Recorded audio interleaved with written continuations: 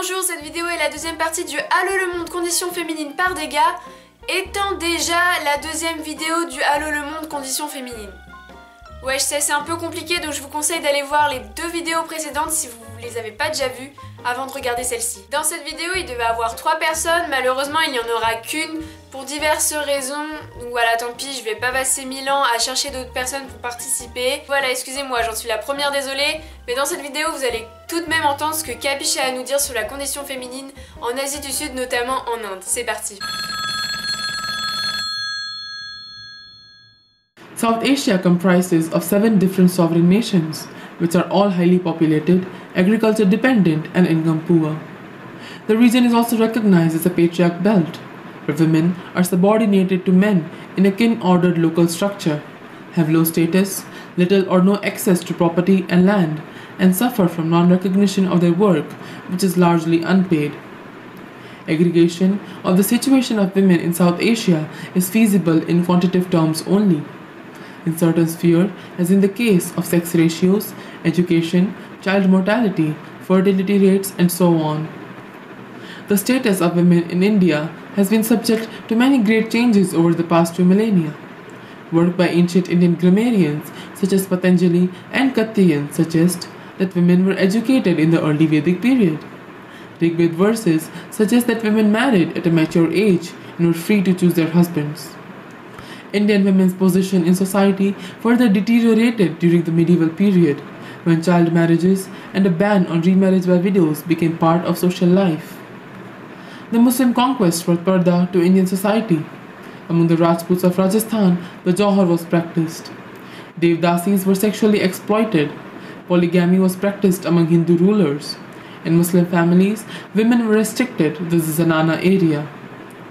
Acid throwing, child marriage, domestic violence, dowry, female infanticide, sex-selective abortion, honor killing, accusation of witchcraft, rape, sexual harassment, trafficking are among the many crimes performed against the women.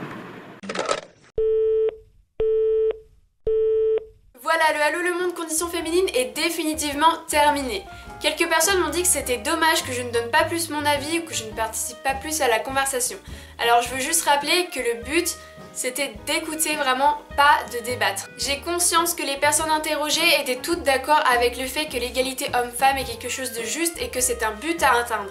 Mais même si j'interrogeais une personne qui n'avait pas le même avis, je ne serais pas forcément rentrée dans le débat dans le cadre de la vidéo, puisque le but c'était d'entendre ce qui se passe à l'étranger et comment pensent les gens. Je suis consciente que l'avis des personnes interrogées n'est pas du tout représentatif de l'avis du monde entier.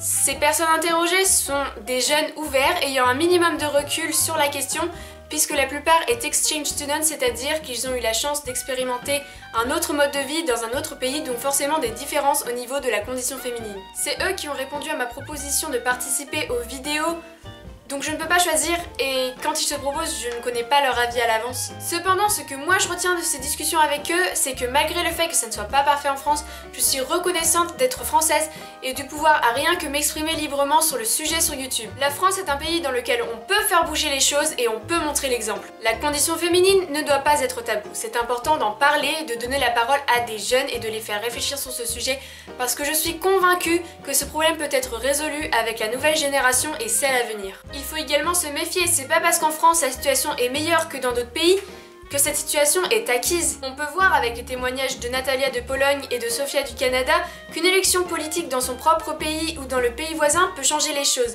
et encourager certaines mentalités, voire même leur donner raison. Il faut donc faire attention à qui nous représente, pas seulement par rapport à des questions économiques, mais aussi idéologiques. Voilà, c'était certaines des choses importantes que m'ont apporté ces échanges, vous pouvez me dire les vôtres en commentaire. Le prochain Allo le monde sera complètement différent et parlera de musique. N'hésitez surtout pas à me donner des idées, même si c'est juste un thème général pour les prochains Allo le monde ou d'autres vidéos que vous aimeriez voir sur la chaîne. Merci d'avoir regardé et à la prochaine.